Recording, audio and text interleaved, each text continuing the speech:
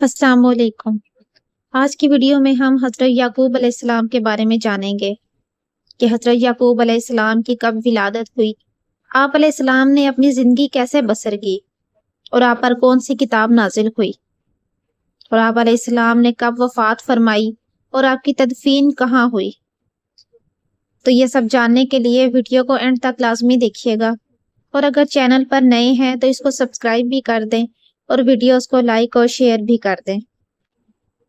آپ علیہ السلام حضرت ابراہیم علیہ السلام کے پوتے، حضرت اسحاق علیہ السلام کے فرزند اور حضرت یوسف علیہ السلام جیسے جلیل القدر پیغمبر کے والد ہیں۔ ولادت سے پہلے ہی اللہ تعالیٰ نے آپ کی دادی حضرت سارہ رضی اللہ تعالیٰ عنہا کو آپ کی بشارت دے دی تھی۔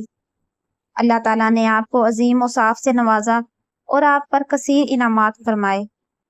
حضرت یعقوب علیہ السلام کا تفصیلی ذکر سورہ یوسف میں کیا گیا ہے، البتہ چند دوسری صورتوں میں بھی آپ کا ذکر فرمایا گیا ہے۔ آپ علیہ السلام کا نام پاک یعقوب اور لقب اسرائیل ہے۔ اس کا ایک معنی ہے عبداللہ یعنی اللہ تعالیٰ کا بندہ، اور دوسرا معنی ہے صفوت اللہ یعنی اللہ تعالیٰ کے منتخب کردہ بندے۔ حضرت یعقوب علیہ السلام کی ولادت سے پہلے ہی آپ کی دادی حضرت سارہ رضی اللہ تعالیٰ عنہا کو فرشتوں کے ذریعے آپ کی آمد کی بشارت دے دی گئی تھی، جیسا کہ قرآن پاک میں ارشاد ہوا ہے، جس کا ترجمہ ہے، اور ان کی بیوی وہاں کھڑی تھی تو وہ ہنسنے لگی تو ہم نے اسے اسحاق کی اور اسحاق کے پیچھے یعقوب کی خوشخبری دی۔ جب حضرت اسحاق علیہ السلام کی عمر مبارک 60 برس ہوئی تو اس وقت آپ علیہ السلام کی ولادت ہوئی۔ آپ کے ساتھ آپ کے بھائی بھی پیدا ہوئے۔ حضرت یعقوب علیہ السلام کی پہلی بیوی لیا بنت لیان آپ کے ماموں کی بیٹی ہیں۔ ان سے آپ کے 6 فرزند ہوئے، جن کے نام یہ ہیں: روبیل، شمعون، لاوی، یہوذا یا یہودا، زبولون اور یشجر، جبکہ 4 بیٹے دان، نفتالی، جاد، عاشر دوسری 2 بیویوں سے ہوئے۔ لیا کے انتقال کے بعد حضرت یعقوب علیہ السلام نے ان کی بہن راحیل سے نکاح فرمایا اور ان سے آپ کے 2 فرزند ہوئے۔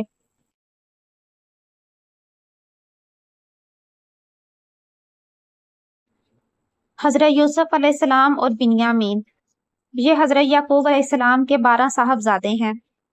انہی کو قرآن مجید میں اسباط کہا گیا ہے۔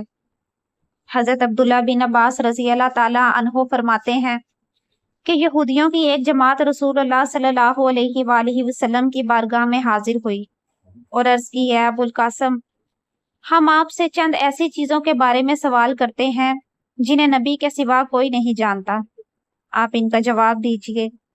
انہوں نے چند سوالات کیے، ان میں سے ایک یہ سوال تھا کہ تورات نازل ہونے سے پہلے حضرت یعقوب علیہ السلام نے کون سا کھانا اپنی ذات پر حرام فرمایا تھا۔ ارشاد فرمایا، میں تمہیں اس اللہ کی قسم دیتا ہوں جس نے حضرت موسیٰ علیہ السلام پر تورات نازل فرمائی۔ کیا تم جانتے ہو کہ حضرت یعقوب علیہ السلام شدید بیمار ہو گئے تھے، پھر ان کی بیماری طویل ہو گئی تو اللہ تعالیٰ کے لیے نظر مانی کہ اگر اللہ تعالیٰ انہیں اس بیماری سے شفا دے تو وہ اپنا پسندیدہ مشروب اور پسندیدہ کھانا اپنے اوپر حرام کر لیں گے، اور ان کا پسندیدہ کھانا اونٹوں کا گوشت اور پسندیدہ مشروب اونٹنیوں کا دودھ تھا۔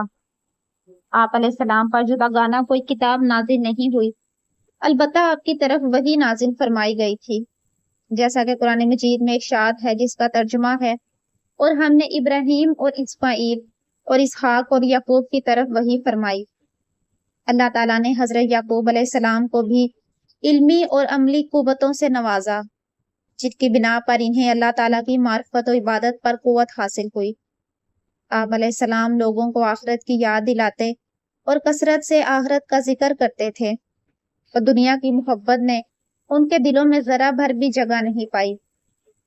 اللہ تعالیٰ نے آپ علیہ السلام پر بہت سے انعامات فرمائے ہیں۔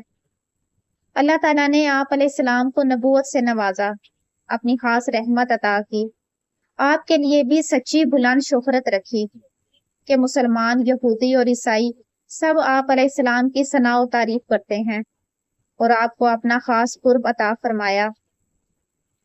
آپ علیہ السلام کو آپ کی اولاد میں بہت سی ہستیوں کو نہ صرف ہدایت پر پیدا فرمایا بلکہ قوموں کے لیے ہادی یعنی ہدایت دینے والا بنایا۔ انہیں ان کے زمانے میں تمام لوگوں پر فضیلت بخشی، انہیں نبوت اور رسالت کے لیے منتخب کیا، انہیں محسنین اور صالحین بنایا اور صراط مستقیم کی طرف خصوصی ہدایت دی۔ حضرت یعقوب علیہ السلام کی ملک الموت حضرت اسرائیل علیہ السلام سے دوستی تھی۔ ایک دن آپ تشریف لائے تو حضرت یعقوب علیہ السلام نے پوچھا، تم ملاقات کے لیے آئے ہو یا روح نکالنے؟ عرض کی، صرف ملاقات کے لیے حاضر ہوا ہوں۔ فرمایا، مجھے ایک بات کہنی ہے۔ عرض کی، ارشاد فرمائیے۔ حضرت یعقوب علیہ السلام نے فرمایا، جب میری موت قریب آ جائے اور تم میری روح نکالنے کے لیے آؤ تو مجھے پہلے سے آگاہ کر دینا۔ ملک الموت علیہ السلام نے عرض کی، ٹھیک ہے، میں اپنی آمد سے پہلے آپ کے پاس 2-3 قاصد بھیج دوں گا۔ پھر جب حضرت یعقوب علیہ السلام کا آخری وقت آیا اور ملک الموت روح قبض کرنے پہنچے تو آپ علیہ السلام نے فرمایا، تم نے اپنے آنے سے پہلے قاصد بھیجنے کا وعدہ کیا تھا، لیکن وہ تو نہیں آئے۔ عرض کی، میں نے قاصد بھیجے تھے۔ پہلے آپ کے سیاہ بال سفید ہوئے، یہ پہلا قاصد تھا۔ پھر بدن کی چستی اور توانائی ختم ہوئی، یہ دوسرا قاصد تھا۔ بعد میں آپ کا بدن جھک گیا، یہ تیسرا قاصد تھا۔ جب آپ علیہ السلام کی وفات کا وقت قریب آیا تو آپ نے اپنی اولاد کو دین حق پر ثابت قدمی کی وصیت فرمائی، جیسا کہ قرآن پاک میں ارشاد ہوا ہے، اور ابراہیم اور یعقوب نے اپنے بیٹوں کو اسی دین کی وصیت کی کہ اے میرے بیٹوں، بے شک اللہ نے یہ دین تمہارے لیے چن لیا ہے، تو تم ہرگز نہ مرنا مگر اس حال میں کہ تم مسلمان ہو۔